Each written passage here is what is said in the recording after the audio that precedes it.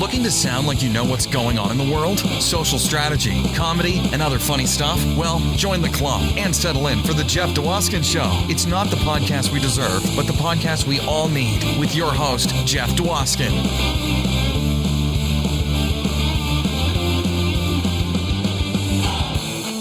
All right, Shia, thank you so much for that amazing introduction. As always, you get the show going. All right, everybody, welcome to episode 20 of the Jeff Dwoskin Show. So excited to have you for our 20th episode. And for number 20, we've got a special guest in the house today, James Healy Jr., all the way from Texas. Big actor. He's been on Law & Order, Will and Grace, even Stevens, Dynasty, you name it, he's been on it. Yes, and he is here, and we're going to chat all about his career, and you're going to hear some stories, and you're going to love it. You're going to love it. Speaking of loving things, you know who loves me? My wife, because she bought a towel bar, and I didn't hire someone to install it. I put it up myself in the bathroom. That's right. I drilled, I hammered, I used levels, I taped templates, and now 2 towels hang proudly in our bathroom, and every time I walk by, I'm like, yeah, those aren't sliding off because of me, because I knew what to do, because I'm a handyman. I'm a handyman. Yeah, I just got me one of those hammers. Thank God they sponsored one of my earlier shows, and I was able to hammer stuff and drill stuff. So I'm ready. I'm a regular handyman around the house now, so that's new for me. Speaking of sponsors, this week's sponsor, 2-pound hand weights. Yes, 2-pound hand weights. You wouldn't have that dent in the floor next to the treadmill if it wasn't for your 2-pound hand weights. They seemed like a good idea at the time. All right, so get yourself some 2-pound hand weights. They're great for working out and putting on top of things if you're outside and there's wind. So there's lots of uses for 2-pound hand weights. No reason you shouldn't go out and get one. Please support the sponsor. That's how we keep the lights on here at the Jeff Dwoskin Show. And now it's time for a social media tip. I should invest in professional segues. But hey, I'm excited. Maybe this isn't social media. It's just smartphone related. But I got into the new iOS 14. And while there's lots of cool things like widgets and all that kind of cool stuff, the coolest thing I think that I'm going to use the most once the widget phase wears off is this back tap thing. So I set up my phone so if I tap it twice on the back, it takes a screenshot. So it's an accessibility feature. So if you go to your settings and then to accessibility, and then you click on touch, and you scroll down to the bottom, there's a thing called back tap. And if you turn it on, you can set a double tap and a triple tap. So my double tap is screenshot. So I said double tap to screenshot. So anytime I just go tap, tap on the back of my phone, it takes a screenshot. And that's very good for me because I'm holding the one button and then I always hit the wrong one. I keep turning my phone off every time I try to take a screenshot. So this is amazing. This is the best thing ever to me. So check it out. Check out back tap. And you can double tap and triple tap. And that's on iOS phones, folks. I'm sure Android's had that for years. But now we can enjoy it too. And that's the social media /phone tip of the week. And now, here's my conversation with James Healy Jr. All right, ladies and gentlemen, we are here with one of the finest actors of our day. You may have seen him on Law & Order, Will and Grace, 24, Judging Amy, a million other shows I'm sure we'll talk about. Ladies and gentlemen, welcome to the show, James Healy Jr. Yay. Welcome to the show. Yay. I'm the best actor that you will know today. Yes. This is James is the best actor I could book for the show at this moment. That hurt. That hurt. You're like, you can just come back with, well, this is the best show I could get on.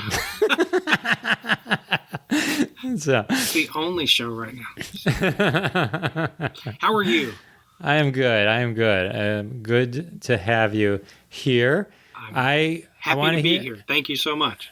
I want to hear everything. I know you're an actor. You've been in like a million things, and love to go through some of those and talk about those. But I also know that for like 32 years, you're a cop. You were chief of police. You're in the real kind, not on Law and Order. You were on Law and Order, but you were actually Law and Order. So how did you kind of weave being a cop and being an actor and leaving the force and going full time?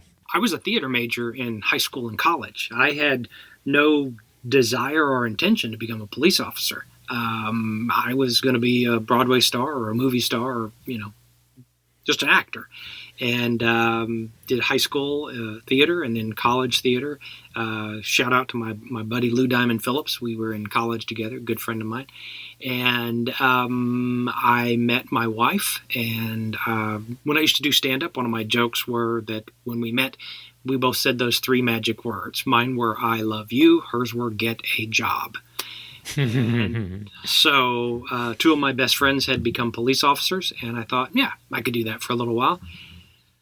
Little did I know that while I continued to do my acting career, I would also be a police officer for a little over 31 years. As you stated, my last 6 years as a chief of police.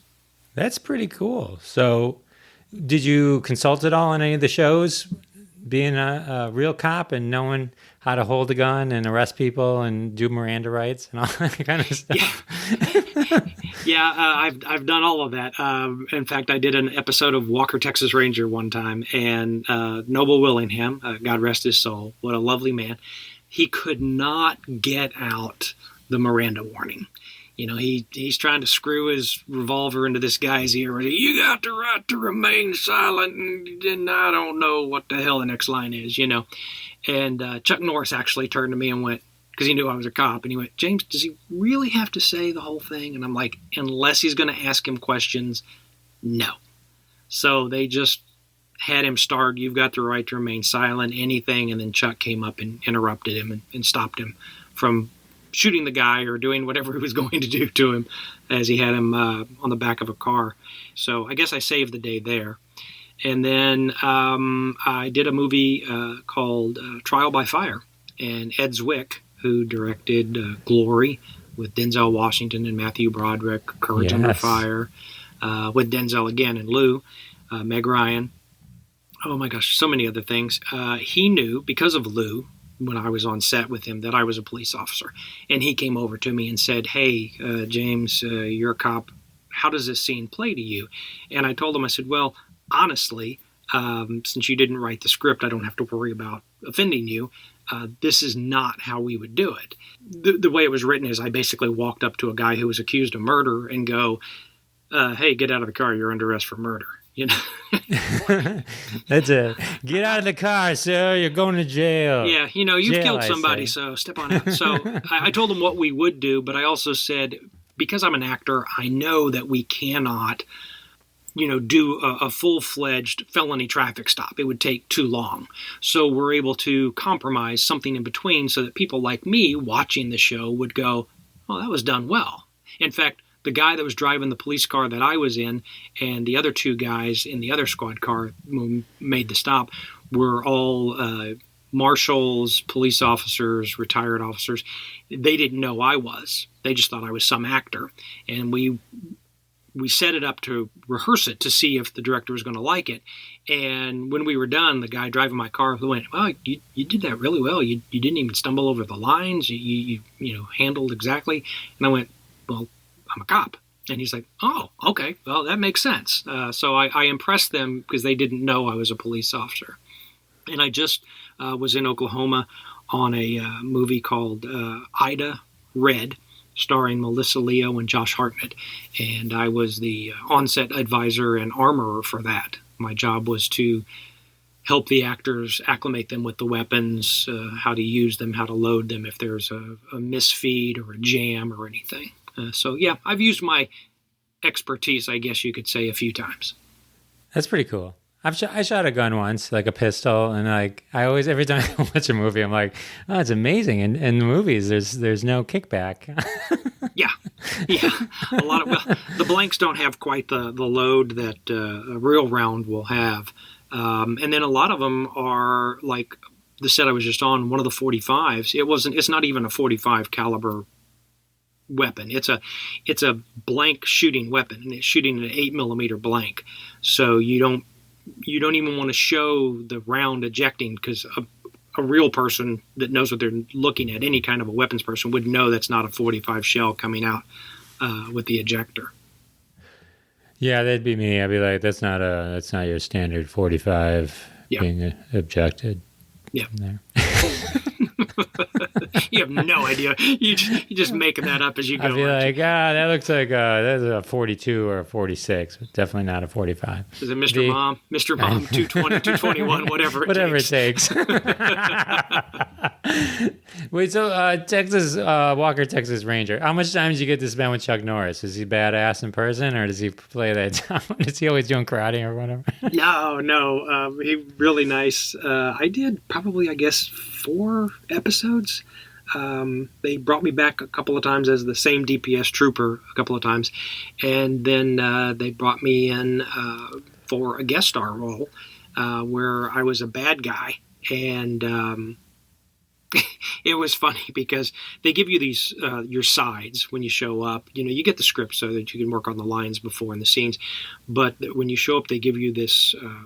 They're called minis. They're just a shrunken full page down to to a, I don't know, like a notepad size. And I didn't get a copy of the minis when I got there, because I only had in this day, I had seen her 2 the day before, and then we came back the second day. I had like 1 paragraph and 1 line. And he was supposed to come off with some, you've done this and you're this and this and blah, blah, blah. You be careful, blah, blah, blah, as he's interrogating me. And that was all cut, and I didn't know. So he all he does is he leans in, he puts his foot up on the bench that I'm sitting on, pretending to have my hands cuffed behind my back, and he goes, "Tell me about the Yakuza," which is a Japanese crime, group. And there's this big pause, and I've got my head down. I just kind of look up at him like, "Are you going to?" And I finally did. I went, "Is that all you say?"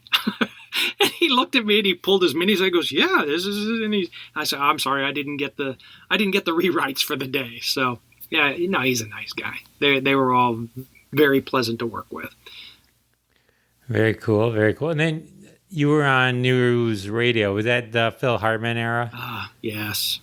What a light he was. Him and Stephen Root both. And thank God Stephen Root's still around and working hard. Stephen made me feel so welcome from the moment I was on set. Phil was your stereotypical stand-up comedian. He is very outgoing when he has an audience, but yet he was very shy and quiet when there wasn't anything going on. I was playing the role of Snake Guy. It was a Halloween episode. And so we've blocked it, we've rehearsed it, we've gone over it a few times, and nothing. Well, the snake, which was this huge, I don't know, probably 8 foot long, 7 to 8 foot long boa, shows up. I'm playing with it, getting used to it, wrapping it around me, learning how to handle it properly. And he comes over and starts petting the snake and starts talking to me. And it was the snake was the icebreaker. And then once I had the snake and the ice was broken, we started talking. We broke for dinner. He came and sat with me at dinner, and we spoke some more. And then, of course, we went back and got in front of a live audience to shoot. I was actually living in Los Angeles for 6 years. And while I was there, that's when his wife took his life. It was such a tragedy. What a talent, and what a gracious man. Such a tragedy. Yeah. Oh, yeah. Yeah. I watched the whole thing. So that whole cast, though, was pretty amazing, right? Joe Rogan, if you had stayed in touch, you could have been on his podcast, not mine. Yeah. Joe was I guess he was fine. I didn't really, him and Andy Dick and was it Mara Tierney, Dave Foley. Yeah, Dave Foley, and didn't really have a lot of interaction with. It was pretty much Stephen Root and then and Phil Hartman. The others, I mean, they were there, don't get me wrong, but I didn't have a lot of interaction with them.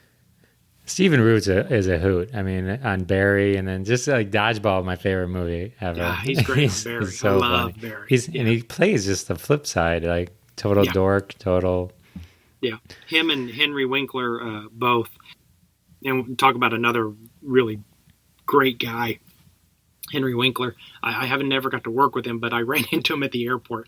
I was standing there at the kiosk getting ready to stick my driver's license in to get my ticket, and I heard this very meek voice beside me go to the person at the next kiosk, go, pardon me, are you through with that one? If you don't mind, I could step in.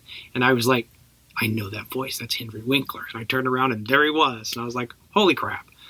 I've had a few of those moments in my career. When you're walking onto set, you're expecting it. Just like this movie I'm getting ready to do, which I'm not allowed to talk about. There's a couple of big name people on it. I think the biggest, oh my gosh moment, I was sitting at a restaurant on Ventura Boulevard called Maria's. And I sat down in this little booth. It was one of those, the old type diners where one wall is just a long row of a solid booth with tables, and then the other side has a couple of chairs. Right. Well, I sat down on the booth side, so there was another table beside me to my right, and I looked at the guy that I had gone there with, who was raised in California, and I said, all right, Brad, you've been here. What's good on the menu? And this voice to my right said, my wife and I have been coming here for years, and you can't go wrong with anything on the menu. And I looked to my right to say, well, thank you. And I didn't. I just looked and I went, you're Dick Van Dyke. Like he didn't know. And he goes, yes, I am. And I'm like, holy crap. It is so really, oh my gosh. I didn't know what to say. I made a total fool of myself. That was a huge, oh my gosh moment. That's Dick Van Dyke. Yeah. That's how I felt when I met Henry Winkler twice, once at an event. And that's how I was like overtaken by the fact that I was standing there with the Fonz, because he was such a big deal growing up. And I met him once again at Comic-Con because I wanted an autograph. And it was actually just a year or two ago. I think it was his first time at a Comic-Con. The line was ridiculous, like where they had the line and then they had to separate the line because it was too big. And he knew how to work that crowd because he knew we were going to have to wait like 30 minutes. He would walk and come talk to us. He would take 5 minutes out and come talk to us in the backup line, shake our hands. Thank you guys. Because he knows we're all worth $30-$60 each to him. He wants to keep us there. But yeah, he's such a nice guy. You don't, just in general, you don't meet nice people like that. I mean, James Healy Jr., but then, I'm a lovely individual. Yeah. So. But that's just don't cool. get on my bad side, mister. You wouldn't like me when I'm angry. Oh my God. I just watched the original pilot to The Incredible Hulk the other day. With the Bill Bixby version? No, with Bill Bixby. Oh my gosh. Is it really campy? Because I can just picture it's dated, so it has to be kind of campy. The show itself was great, but the Hulk stuff was clearly dated, but you could tell it was as good as it could have been for then. Does that make, what I mean? But the show itself, I thought the structure, like it was a fun watch. I ended up watching like a few episodes. That's funny. That's funny you mentioned Lou Ferrigno as the Hulk. Yes. Okay, so talk about your Dallas Dynasty General Hospital Bold and the Beautiful phase. You've done a lot of soap operas. Did you get slapped? You get slapped a lot? No. My very first one lot. Well, they were back to back, so I guess you could say they were both the same. Again, I started acting when I was in high school. I got my first agent. I was 16, maybe going on 17. A lady named Peggy Taylor in Dallas, and they used to come here and shoot the TV series Dallas for the exterior and specific places they had to be, but they would go back to Los Angeles to film things that were on sets. My very first one-liner was on the Who Shot JR episode of Dallas in 1980, the most watched television show at that time ever. And they cut the scene. So you basically saw me walk past the camera. I went from being a one-liner to a background actor. That's why if you look on my IMDb, it says uncredited, because once they cut your scene and there's no dialogue, they can then remove you from the credits. So it's on there. I think it was added by my manager, just as uncredited. So that's okay. It was pretty cool at the time. And Larry Hagman wasn't even there. He was in London. He was disputing that summer. He was disputing his contract. So they had a guy named Ace Frehley, I think was his name. He's a local Dallas actor, on the gurney, wheeling him into the hospital. And what's funny is if you watch the last episode, into the last season, he gets shot outside of his office door and just falls to the ground. Well, when they bring him in on the stretcher, then he's got his head all bandaged, and it's like, did they bang his head around in the ambulance or something? Because there's no reason to have his head bandaged. We saw him fall to the carpeted floor. He's fine, other than gunshot wound, obviously. Right, other than the bullet in his body. Yeah, but I mean, come on, don't be a wuss. There's no reason to wrap up your head. But that's pretty awesome, though, because like in the time, like that was like probably one of the biggest cliffhangers. It's probably still one of the biggest of all time. All summer long. People still reference that to this day. It's been decades, right? I mean, that went on all summer long. So let's see. Bold and the Beautiful, General Hospital. I did an episode of Passions. That was during my time in Los Angeles. My wife and I, we've been married little over 36 years now. But we moved out to L.A., and I booked a job right away. I did a couple of, little indie things and some television things. I did one of those ABC after-school type specials directed by a man named Sean McNamara, who one of his major films that you might remember is Soul Surfer. That's where the young lady gets her arm bit off by the shark. Sure. Surfboard, yeah. But he does a lot of those kind of films. He's directing the film that I'm going back to Oklahoma to do next week. I started doing what's called workshops, and when I was in Los Angeles, and that's just an opportunity to get in front of a casting director and network, hear their pet peeves, what they like, how they handle their auditions, so you get a better feel of what they do, so when you do get to audition for them. And through those, I was fortunate enough to start getting some auditions. I was brought in and did 2 episodes of General Hospital. The first one I got because the casting director, Mark Teschner, he calls me and he says, "Hey, James, I know you're from Texas originally, but can you do a New Orleans accent?" And I said, "Well, I can't do Cajun." He goes, No, I just need something that resembles. So I said, "Okay, yeah, sure." And he goes, "All right, go ahead." And I'm like, "Now?" And he goes, "Yeah. What do you want me to say?" And this is on the phone. And he goes, "I don't care. It's anything." So I just went, "We all just need to come on down here to Louisiana. We'll have ourselves a barbecue out back. We'll have a good time." Something like that. He went, "Yeah, that's good enough. That's good enough." So Bobby, foosballs for the devil. Yeah. So I was like, "Oh, okay, this acting stuff is getting easier and easier. I just get an audition basically over the phone." I had to go in and meet with him, but that's how it started. The Bold and the Beautiful, I was playing the stage manager on a couple of episodes where they do their fashion show every year. I got to wear my hairpiece. So I got to look a little younger because you're on a soap. They want you to, unless you're really going to be a character, they want you to at least, be semi-attractive. I think I did 1 episode of Young and the Restless, and I told the lead actor that his sperm had been stolen from the lab. I was playing a doctor, and he called in to check on his sperm sample. And this is a podcast, so I'm assuming we can say sperm. You can say sperm, yeah. And so I had to explain to him that his sample was gone. Oh, Dynasty. Now, Dynasty I just did a few years ago. That's the new Dynasty that's on the CW channel. Fun. Yeah, and that just came through my Atlanta agent.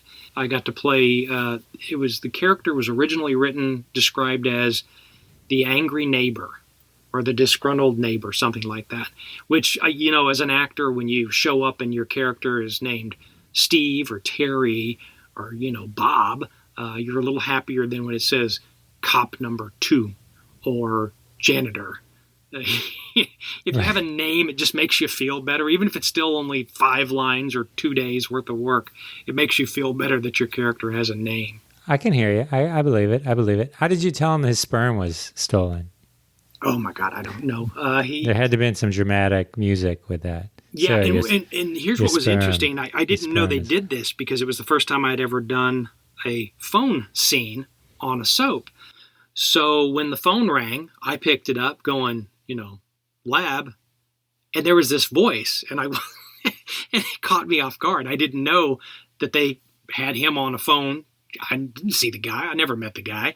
They had him on a phone, like I said, 60 feet away from me going, this is, I can't think of his name now, but this is blah, blah, blah. And I was calling to check on, whether my sample has been used for insemination. And I'm like, let me check. And I pull it up. I go, sir, I'm sorry, but your sample shows to have been removed from the lab or something like that. And of course there was this dun dun dun pause, and then he's what are you talking about? I don't know. I just basically we just gave it to your arch enemy. Yeah, exactly. What? So we could make a series of clones of you. The woman who you hate is going to have 7 of your babies now. They could have been like, ring, ring. Hey, quick question. You happen to pick up your sperm? No. Well, bad news. Yeah, somebody It's missing. And, we're going to need you to maybe send over some more. Come back in and give us another sample. We'll have videotapes and magazines. Just come give us a sample. There you go. Look at me. I could write soap operas. I'm gonna write you a soap opera. Okay. It's gonna be like I'll call the publicist. I've got a James Healy Jr. Vehicle. Instead of like Bold and the Beautiful, it had to be Bald and the something. Bald and the Beautiful. It could still be Bald. I can still. What does SpongeBob say? Am I a pretty girl? We can make this work. It's our show. That's it. I can be pretty in my own eyes. That's all that matters. That's right. It's all good. Okay, so you were speaking of doctors, Dr. Hansen on Power Rangers Lightspeed Rescue. I've got to admit, I didn't watch the Power Rangers. So Dr. Hansen, he's the guy that invented the Power Rangers, something like that. No, he's just you like a guy. How I just make up plots in case I know. Yeah. Sure, it sounds a lot better, and I would have probably had a lot more episodes. No, I'm just a guy that gets off a helicopter with a metal case handcuffed to my wrist when suddenly explosions happen and lizard, lobster-looking people attack. And then the Power Rangers go Rangers, and they turn into their Rangers and beat them up, and we ride off into the Jeep. So I didn't even want to do that. Because this is how sad it was. A friend that I knew that was a regular on the show, he played the father of the Pink Rangers, called and said, "Hey, what are you doing tomorrow?" And of course, being from Texas, my first thought was, well, I don't own a pickup truck, so he's not asking me to help him move. So I was like, no real plans. And he goes, "How'd you like to be on an episode of Power Rangers? We've got a guy that was supposed to be there. He fell and broke his leg or something like that." And I said, dude, I didn't say it, but I felt it, like, I'm a serious actor. I'm a thespian. And he went, "Well, they're going to pay more than scale, and it only works for one day, and you'd probably be in and out within 3 or 4 hours because it's just one scene." And I went, I said, "Well, basically you had me at more than scale, so what time do I need to be there?" And for those that don't know, scale is the minimum wage for an hour. And at that time, it was probably like $650 or $685 a day. Now it's like $1,030 for a day's work on a full-blown SAG project. Did you at least get some good pictures with the Power Rangers? In costume, I mean. Well, if they're in costume, then they're little Japanese guys. So, they're not the actors dressed up. They're little Japanese guys wearing padded bras for being the pink and yellow Ranger. You've just ruined everything for me. I know. I'm sorry. You can edit that part out. Well, at least, we can edit that. We don't want to ruin it for everyone. It's like, for those of you who, I just edited out James Healy Jr. just ruined Santa Claus for everyone too. But don't worry, I edited that part out. I outed the female Power Rangers in some way. Oh man! So I saw you were on Will and Grace. That was cool. Mm-hmm. There you had a full head of hair. I saw that, and Will tickled you. Will does tickle me, and that was a great 3 days on set, blocking, rehearsing, and of course taping in front of the audience. My scenes were with Megan Mullally and Eric McCormack, and Eric was great. If you saw the scene, you see where I say, sir, this is serious. We've been following, blah, blah, blah. It was Megan Mullaley's husband who we ended up arresting for tax evasion. But we've been following him and this and this. And he doesn't believe that we're FBI agents. He believes we're actors or someone that Megan Mullaley's character, Karen Walker, sent over to mess with him. Because this whole episode, she's been, having him come over to remove a piece of paper from the fax machine. He's like, I'm your lawyer. I'm not this, I'm not that. So he tries to tickle me. Well, nothing against Max and David. They're the creators and writers of the show. They're wonderful guys. But it just wasn't funny. It was this paragraph of me just doing this procedural Law and Order kind of speech. And so I said, hey, Eric, would you mind if we did something where we could get a laugh in this paragraph? And he's like, well, what do you got in mind? And again, here I am, a nobody. So I probably should have just kept my mouth shut. But I said, well, I was thinking, because you're tickling me. What if I giggle at some point and then compose myself and finish? And he goes, okay, but don't tell anyone we're going to do it. Now, this is during rehearsal, not during the taping. And I said, okay. So Jim Burrows, the great Jim Burrows, is the director, a guy I would want to work with again. He did all of Friends, all of Cheers, all of Wings. The guy's been around forever. And so I don't want to make the guy mad, but I'm thinking, okay, well, Eric's got my back on this. So we do the speech, and he does that blah, blah, blah, blah, and he tickles me, and blah, blah, blah, blah, blah, and he tickles me. And when he tickles me the third time, I think it is, I let out this, high-pitched kind of a squeal.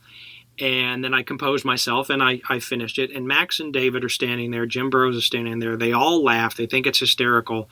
But then Jim decides that he's going to have the female that I'm with, the female FBI agent, grab me, pull me to the side, let me compose myself while she finishes the paragraph.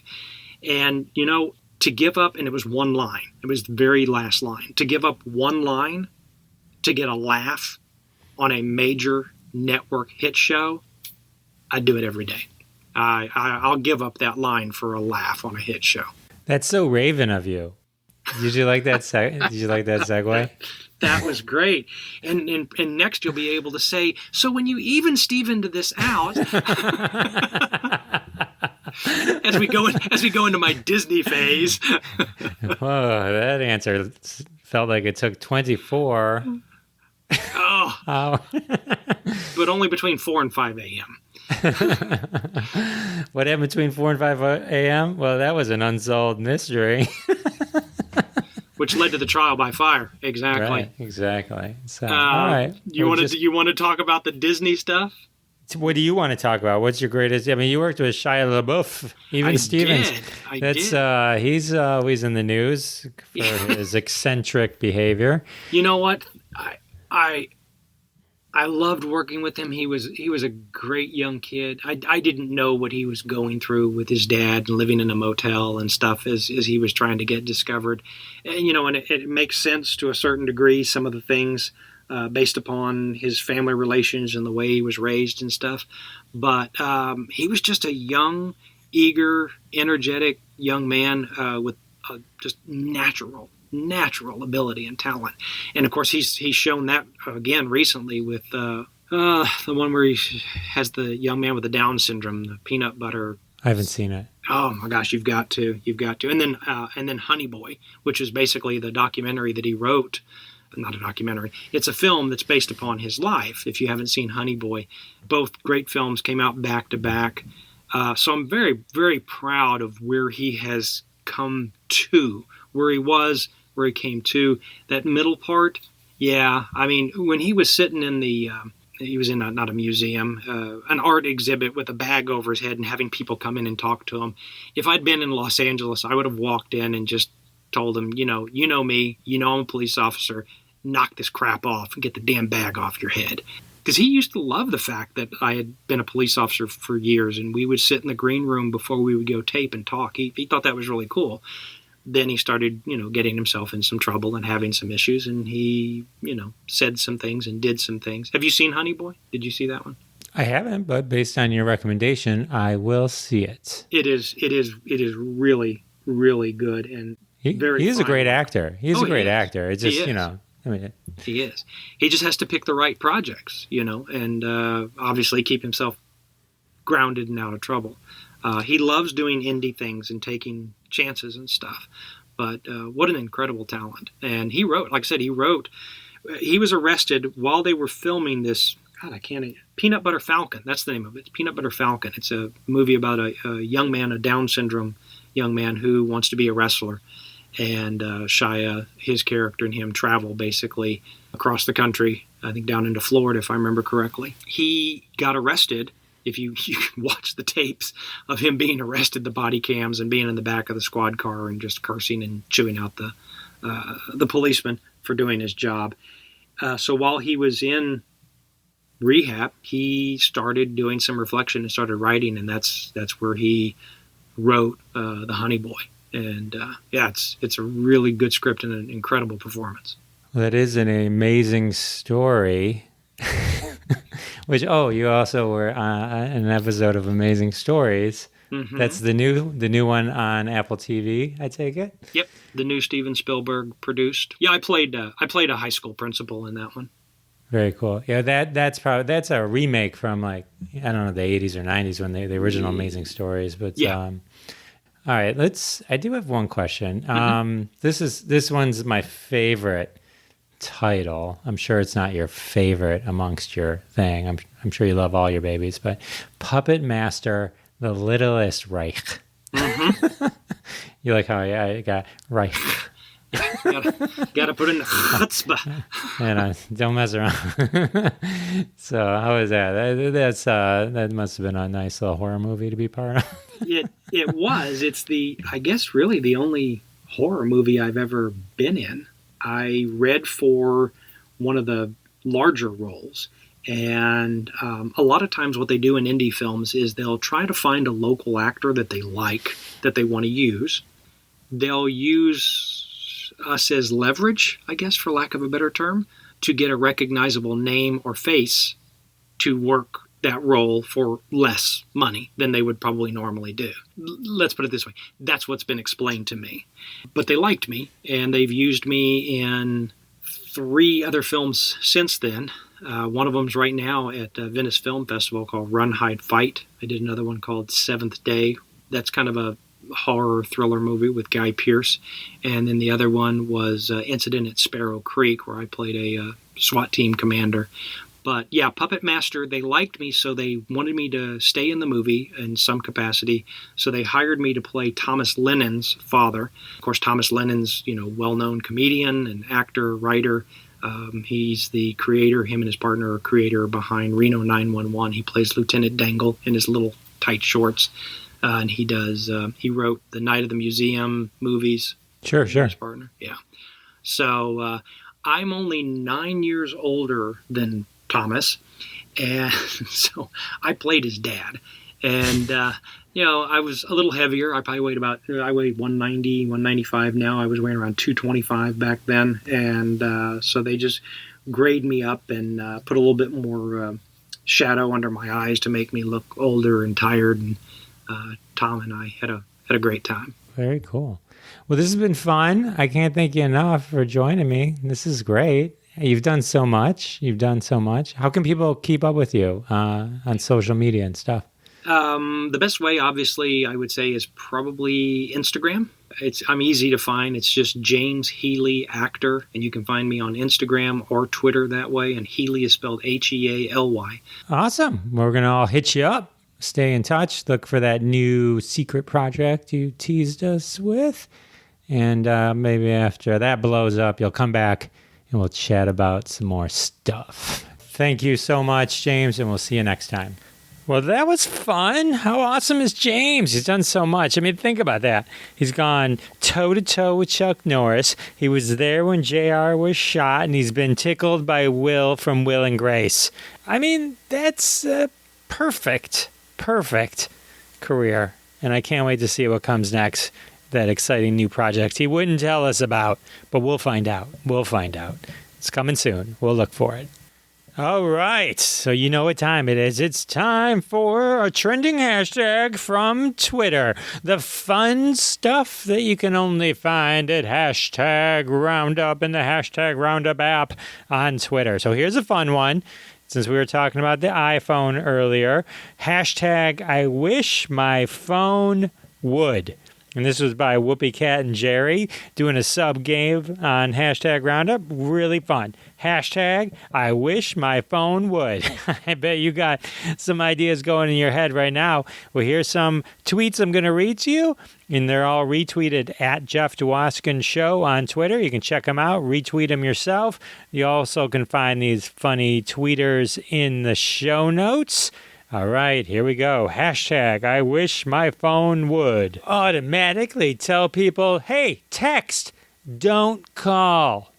That's pretty obvious by now, isn't it? It should just be everyone's default voicemail. You should have text. You should have sent a text.